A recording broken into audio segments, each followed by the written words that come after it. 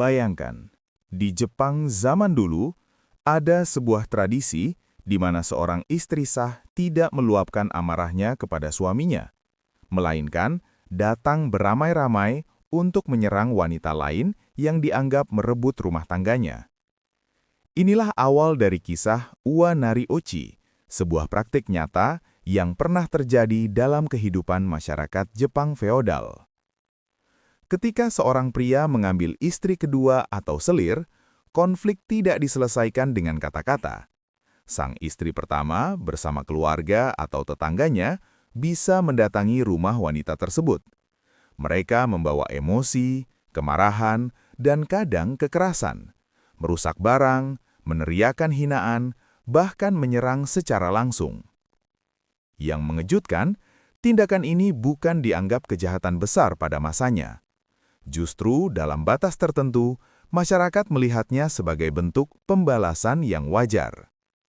Dari luar, ini terlihat seperti ledakan emosi. Tapi sebenarnya, Uwa Nari Uchi adalah cerminan dari aturan sosial yang lebih dalam, tentang kekuasaan, kecemburuan, dan posisi perempuan dalam sistem yang tidak seimbang. Dan dari sinilah, kisah yang lebih gelap mulai terbuka.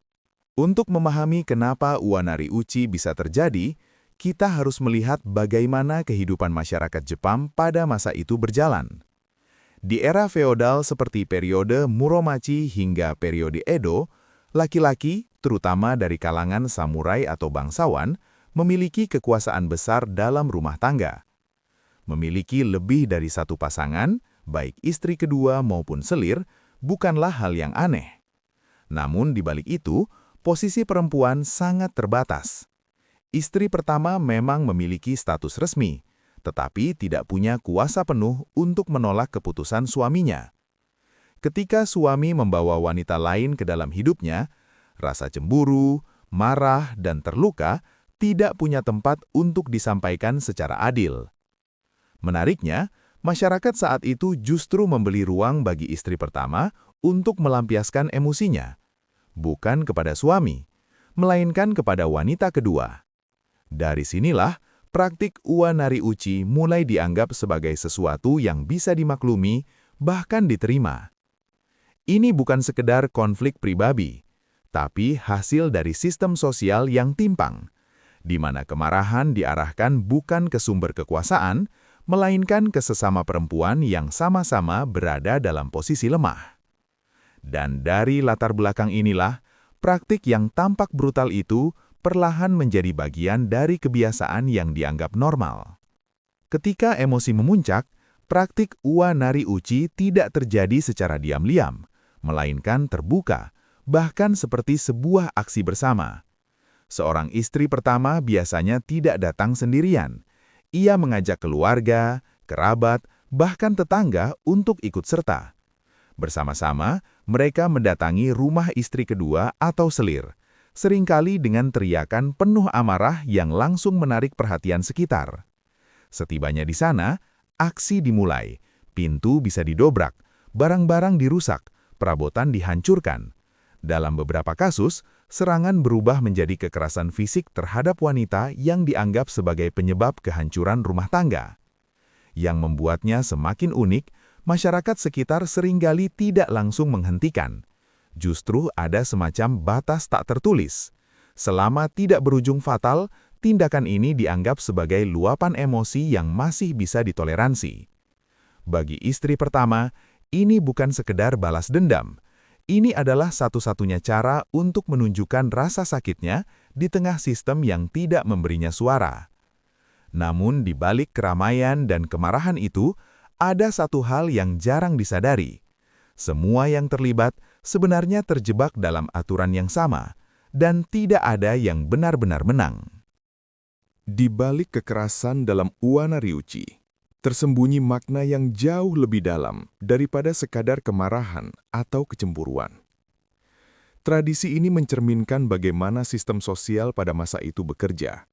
Sebuah dunia di mana laki-laki memegang kendali, sementara perempuan dipaksa beradaptasi dalam batas yang sempit. Istri pertama memang memiliki hak untuk marah, tetapi tidak punya kekuatan untuk menentang suaminya secara langsung. Akhirnya, kemarahan itu diarahkan ke sosok yang dianggap lebih lemah, istri kedua atau selir. Bukan karena mereka satu-satunya penyebab, tetapi karena merekalah satu-satunya target yang boleh diserang. Di sisi lain, masyarakat juga berperan besar. Dengan membiarkan bahkan terkadang mendukung praktek ini, mereka secara tidak langsung memperkuat pola yang sama, bahwa konflik perempuan harus diselesaikan antar perempuan, bukan melawan sistem yang menekan mereka. Yang tragis, kedua pihak sebenarnya sama-sama korban. Istri pertama kehilangan kepercayaan dan harga diri, sementara istri kedua seringkali hanya mengikuti keadaan tanpa kuasa menolak. Ua Nari Uci pun menjadi simbol dari lingkaran ketidakadilan, di mana rasa sakit tidak pernah benar-benar diselesaikan, hanya dipindahkan dari satu pihak ke pihak lain. Dan seiring waktu, masyarakat mulai menyadari bahwa tradisi seperti ini tidak hanya melukai individu, tapi juga mencerminkan masalah yang lebih besar dalam cara mereka hidup. Seiring berjalannya waktu, praktik Ua Nari Uci perlahan mulai ditinggalkan.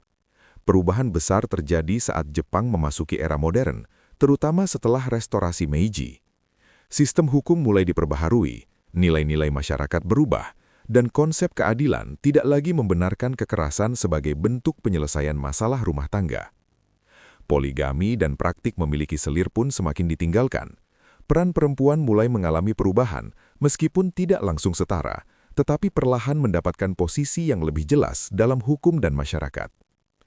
Dalam sistem baru ini, tindakan seperti menyerang atau merusak rumah orang lain tidak lagi dianggap wajar, melainkan pelanggaran hukum. Akhirnya, Ua Nari Uci pun hilang, bukan karena tiba-tiba dilupakan, tetapi karena dunia yang dulu melahirkannya sudah tidak lagi sama. Kini, praktik itu hanya tersisa sebagai catatan sejarah, sebuah pengingat bahwa di masa lalu ada cara-cara keras dan tidak adil yang pernah dianggap normal. Dan dari kisah ini, kita bisa melihat satu hal penting, bahwa budaya bisa berubah, dan apa yang dulu dianggap benar belum tentu akan terus bertahan di masa depan.